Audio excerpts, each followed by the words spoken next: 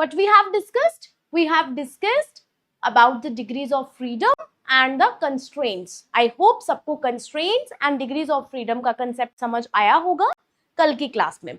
तो आज सबसे पहले उसके ऊपर कुछ एग्जांपल्स देखते हैं and then we will move towards our main topic, that is Lagrangian formulation. Clear? Now, first of all, let's see some examples. You need to tell me the degrees of freedom in the following cases. So, what is the first example? A particle moving on the circumference of a circle. So, circle की बात की जा रही है. Circle is a 2D figure. Okay, circle के circumference पे अगर एक particle move कर रहा है, so in a 2D figure, you have r and theta coordinate, right?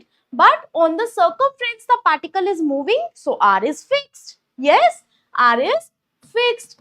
So only theta left, so only 1 degree of freedom. Only 1 degree of freedom in the first example. If the particle is moving on the circumference of a circle, so it needs only the theta as its generalized coordinate to define its motion completely.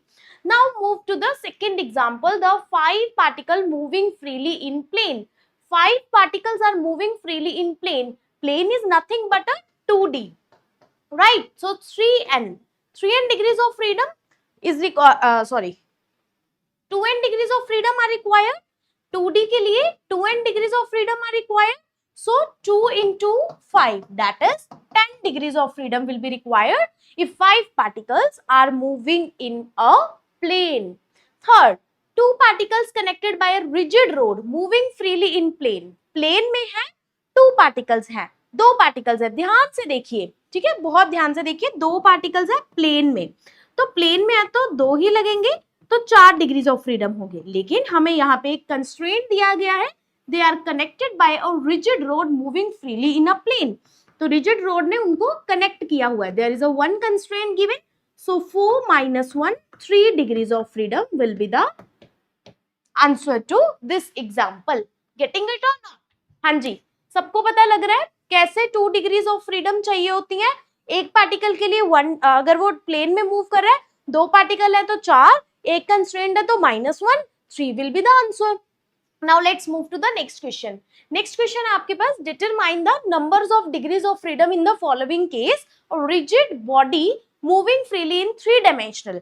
Yesterday class I have discussed that how many degrees are required for determining the motion of a rigid body. It's 6, है ना. कल की class में बहुत ही detail में इस पे discussion हुई थी. जिन बच्चों को क्लियर नहीं है, प्लीज कल की क्लास की तरफ जाइए और उसको देखिए. A rigid body moving in space with 1 point fix. एक रिजिड बॉडी है जिसके एक पॉइंट को हमने स्पेस में फिक्स कर दिया है, ठीक है.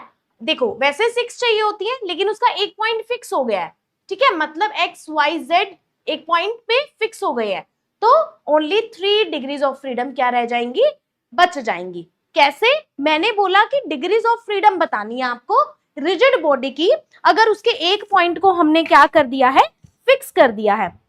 अगर हमने उसके एक पॉइंट को क्या कर दिया है, फिक्स कर दिया है, तो क्या होगा. जैसे ही हमने उसके एक पॉइंट को फिक्स किया, दैट मीन्स मान लो पार्टिकल को हमने ओरिजिन पे फिक्स कर दिया. पार्टिकल को हमने कहाँ रख दिया है, ओरिजिन पे रख दिया है. तो अगर हमने पार्टिकल को ओरिजिन पे रख दिया, तो दैट मीन्स उसका x, y and z, x1, y1 and z1 को हमने फिक्स कर दिया. तो 6 - 3, only 3 degrees of freedom will be left in this case.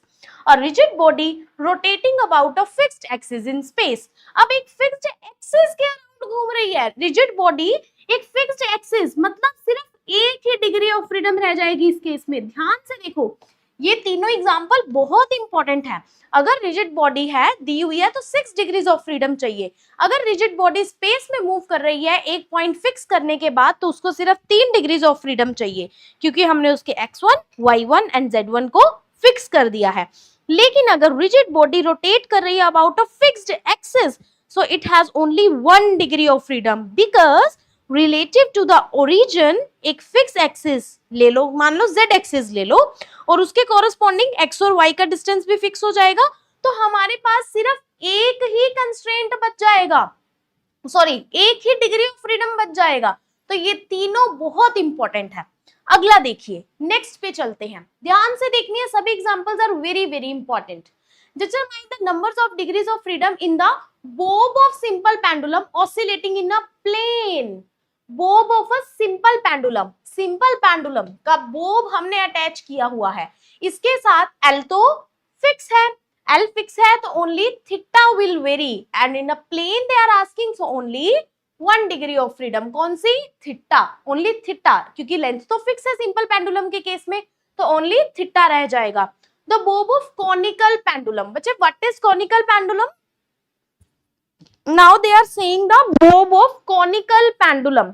तो कॉनिकल पेंडुलम की 2 डिग्रीज ऑफ फ्रीडम होती है with respect to the centre of suspension, और सिर्फ इसमें एक ही कंस्ट्रेंट होता है कि इसकी लेंथ को हम फिक्स रखते हैं and it is in 3D, so 3 minus 1, 2 degrees of freedom. Okay, dumbbell moving in a space. अच्छा, अब डम्बल कैसे दिखता है? डम्बल अगर स्पेस में मूव कर रहा है तो देखो डम्बल इस तरह का होता है, ठीक है, इसके 3 डिग्रीज ऑफ फ्रीडम, इसके 3 डिग्रीज ऑफ फ्रीडम, बचे कितने?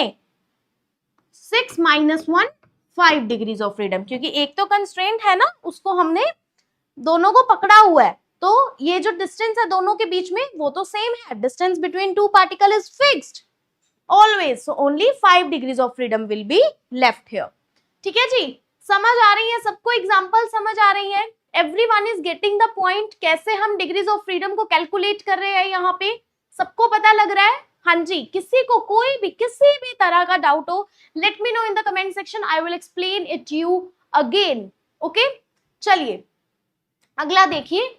नेक्स्ट है, in a dumbbell 2 heavy particles are connected by a. हाँ जी, ये तो मैंने अभी अभी आपको बताया कि डंबल के केस में हमने क्या किया है, एक्सप्लेनेशन दी हुई है उसकी कि डंबल के केस में हमने 2 हैवी पार्टिकल्स को एक रिजिड मासलेस रोड से क्या किया हुआ है, कनेक्ट किया हुआ है. ठीक है, तो डिग्रीज ऑफ फ्रीडम आपके पास सिर्फ 5 रह जाती है. And this is the constraint equation. किस तरह की कंस्ट्रेंट इक्वेशन है ये बता सकते हो? It is a holonomic. कल की क्लास में ये भी डिस्कस हुआ था. What are holonomic constraint? And it is not depending upon time, so it is a scleronomous constraint. So it is a scleronomous because it is time independent and there is a equality sign and there is no velocity dependence. So it is a holonomic and a scleronomous constraint.